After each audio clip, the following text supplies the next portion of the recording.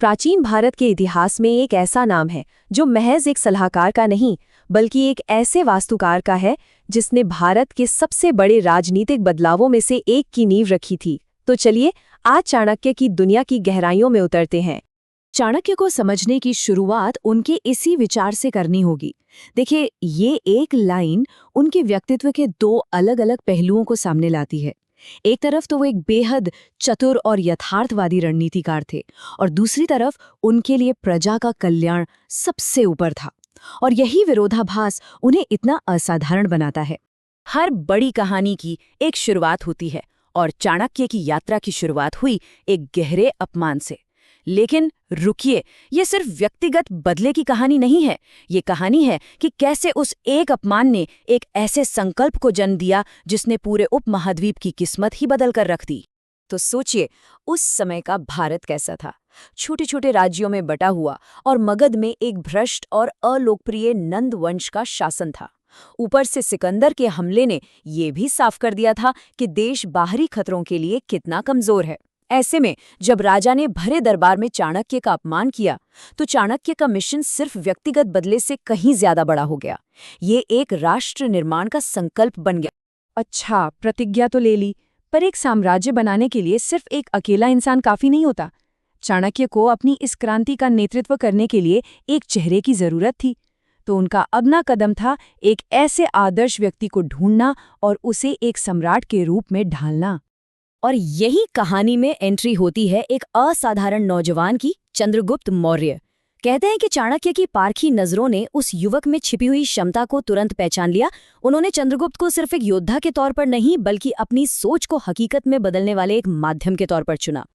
ये कोई रातों रात हुई क्रांति नहीं थी। चाणक्य की प्रक्रिया बेहद सोची समझी और व्यवस्थित थी। उन्होंने एक साधारण से युवक को एक ऐसा सम्राट बनाने की योजना बनाई जो पूरे राष्ट्र को एक कर सके। पहले क्षमता को पहचानना, फिर उसे हर तरह की तालीम देना और फिर मिलकर एक सेना खड़ी करना। ये कोई संयोग नहीं था, ये विशुद्ध रणनीति थी। और साल था 321 ईसा पूर्व। ये वो ऐतिहासिक साल था जब उनकी ये मुहिम कामयाब हुई। मौर्य साम्राज्य की आधिकारिक तौर पर स्थापना हुई और चाणक्य उसके मुख्य सलाहकार बने, जिन्होंने उस विशाल साम्राज्य को स्थिर करने में अपनी अहम भूमिका निभाई। लेकिन चाणक्य की विरासत सिर्फ एक साम्राज्य बनाने तक ही सीमित नहीं है। उन्होंने हमें अपनी महान कृति अर्थशास्त्र दी। अब ये सिर्फ एक किताब नहीं है, ये एक तरह से किसी भी साम्राज्य को बनाने और उसे सफलतापूर्वक चलाने के लिए तैयार किया गया एक पूरा का पूरा ब्लूप्रिंट है। अर्थशास्त्र की विशालता को समझना बहुत जरूरी है। इसका संबंध सिर्फ पैसों या इकोनॉमी से नहीं है। इसमें शासन कैसे चलाना है, आर्थिक नीतियां कैसी हों, खुफिया तंत्र कैसे काम करे और यहाँ तक कि सामाजिक कल्याण के बारे में भी विस्तार से बताया गया है। ये वाकई में शासन कला पर लिखे गए सबसे परिष्कृत ग्रंथों में से एक है। चाणक्य का मानना था कि एक स्थिर और समृद्ध राज्य की नींव कुछ मूल सिद्धांतों पर टिकी होती है, जैसे कि एक मजबूत सेंट्रल अथॉरिटी, एक बहुत ही कुशल एडमिनिस्ट्रेटिव सिस्टम, देश के जरूरी संसाधनों पर सरकार का कंट्रोल और एक सख्त लेकिन निष्पक्ष कानून व्यवस्था।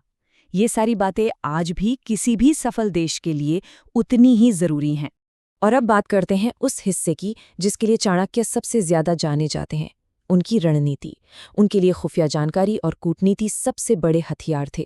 उनका मशहूर मंडल सिद्धांत, जिसमें वो बताते हैं कि पड़ोसी देश स्वाभाविक दुश्मन होता है और पड़ोसी का पड़ोसी दोस्त, ये सिद्धांत आज भी जियोपॉलिटिक्स में पढ़ाया जाता है। चलिए अब जरा चाणक्य की नीतियों से उठने वाले कुछ मुश्किल नैतिक सवालों पर बात करते हैं। ये बहस उनके लक्ष्यों और उन लक्ष्यों को पाने के लिए अपनाए गए तरीकों के बीच के तनाव को दिखाती है, जो आज भी उतनी ही प्रासंगिक है। देखिए, चाणक्य के दो चेहरे हैं। एक तरफ वो एक नैतिक दार्शनिक हैं जो कहते हैं कि राजा की असली शक्ति उसकी प्रजा की भलाई में है। वो न्याय और अनुशासन की बात करते हैं। और दूसरी तरफ वही चाणक्य एक निर्मम रणनीतिकार भी हैं, जो अपने लक्ष्य को हासिल करने के लिए जासूसी, धोखे और किसी भी तरह के साधन का इस्तेमाल करने से नहीं हिचकिचाते। यही जटिलता उन्हें इतना विवादास्पद बनाती है। और यहीं पर हम उस सबसे बड़े सवाल पर आते हैं जो सदियों से पूछा जा रहा है। क्या एक महान लक्ष्य को पाने के लिए अपनाए गए किसी भी साधन को सही ठहराया जा सकता है? ये एक ऐसा सवाल है जिसका जवाब आज भी दुनिया ढूंढ रही है।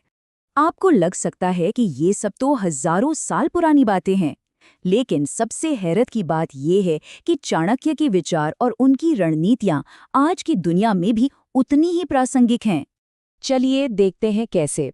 उनका विदेश नीति का मंडल सिद्धांत आज के जियोपॉलिटिकल गठबंधनों और अंतर्राष्ट्रीय संबंधों का आधार है। उनकी आर्थिक नीतियां आज की नेशनल इकोनॉमिक पॉलिसी से मिलती-जुलती हैं। उनका खुफिया नेटवर्क आज की नेशनल सिक्योरिटी एजेंसीज की तरह है और लीडरशिप पर उनके विचार आज के कॉरपोरेट गवर्नेंस में भी दिखाई देते हैं। तो आखिर में हम ये कह सकते हैं कि चाणक्य सिर्फ एक किंग मेकर नहीं थे, वो उससे कहीं बढ़कर थे। उन्होंने सिर्फ एक व्यक्ति को सत्ता में नहीं बिठाया, उन्होंने एक विचार, एक व्यवस्था और एक राष्ट्र की नींव रखी, जिसका असर सदियों तक महसूस किया गया। वो एक राष्ट्र निर्माता थे। उनकी छाप आज भी हर जगह है, चाहे वो पॉलिटिकल स्ट्रैटेजी हो, लीडरशिप हो, इकोनॉमिक्स हो या फिर व्यक्तिगत नैतिकता। उनके ज्ञान का अध्ययन आज भी किया जाता है और उसे अलग-अलग क्षेत्रों में लागू भी किया जाता है। और हम इस चर्चा को इसी विचारोत्तेजक प्रश्न के साथ समाप्त करते हैं। आज की इस कॉम्प्लेक्स और चुनौतियों से भरी दुनिया में हम उस एक दिमाग से क्या सीख सकते हैं जिसने शून्य से एक साम्राज्य खड़ा कर दिया था।